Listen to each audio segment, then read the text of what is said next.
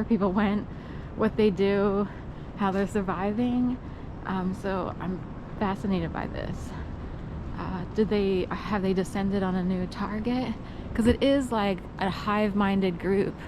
It would be, in my case, there's like 8 different groups, because there are people who didn't necessarily know each other personally who participated, but they're all hive-minded. So I've always been independent-minded. It's just the way it is.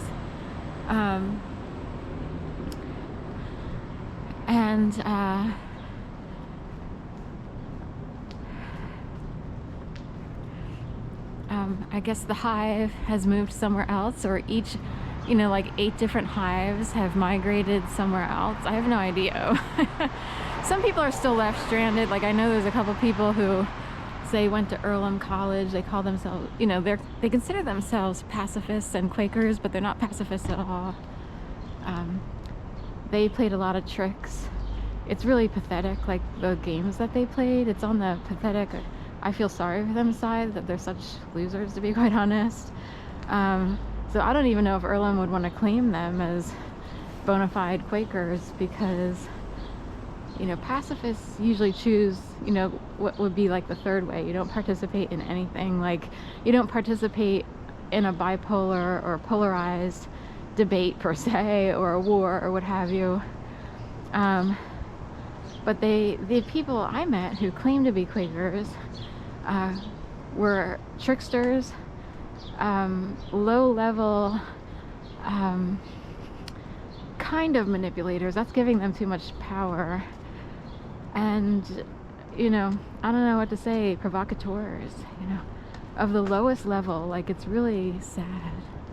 But they can find followers in vulnerable areas. So for people who are more desperate, growing up in communities that have a lot of crime, there's a lot of good people who are tired of living where they live. There's a lot of violence, a lot of crime, and the people I met would prey upon them because they're more vulnerable.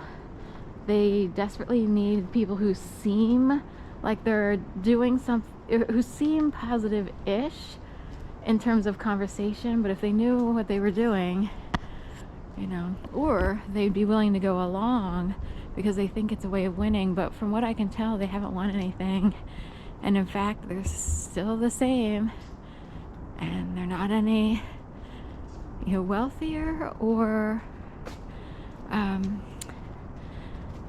more fulfilled. They aren't even that. So anyway, that's it. Here we are, Kamak. Let's see how the CAMAC, it reverses like CA and then AC around the M. So Kamak reverses things, I guess. There's the Mac machine, and then cameras. Mac used to tap your Mac to go to the ATM machine. So then they put cameras on Mac machines after people got robbed at the Mac machine.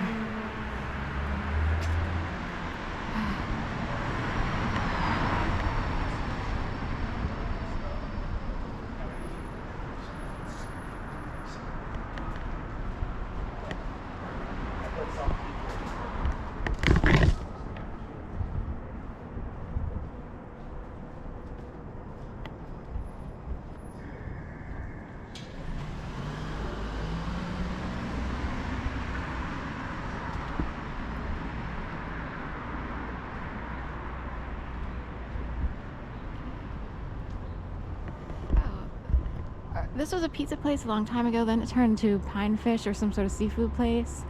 KIDDO is like Kill Bill 1 and 2. Or if your dad, my dad used to call me and my sister KIDDO. Hey, KIDDO.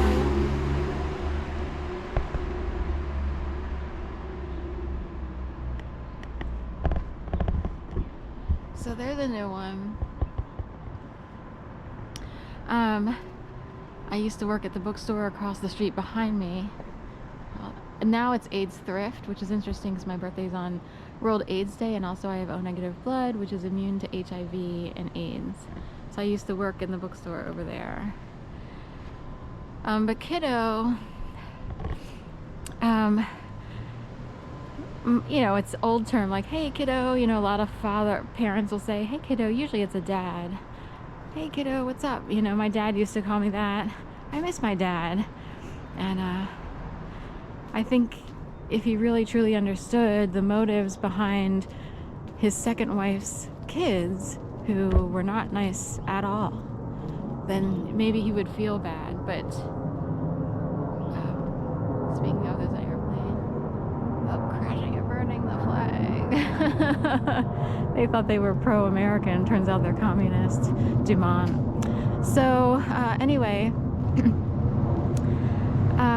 but my dad used to call me kiddo, and I think he called my sister kiddo. He spent, pretty much all of my childhood with another woman and her 2 kids from a previous marriage. So they would be his stepchildren. And there's nothing wrong with being identified as a step or a biological, unless you need to keep making people believe that you have a right to someone else's money.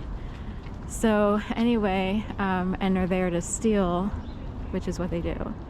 Anyway, but kiddo is also the nickname of the empowered female in the movie Kill Bill 1 and 2, with Uma Thurman.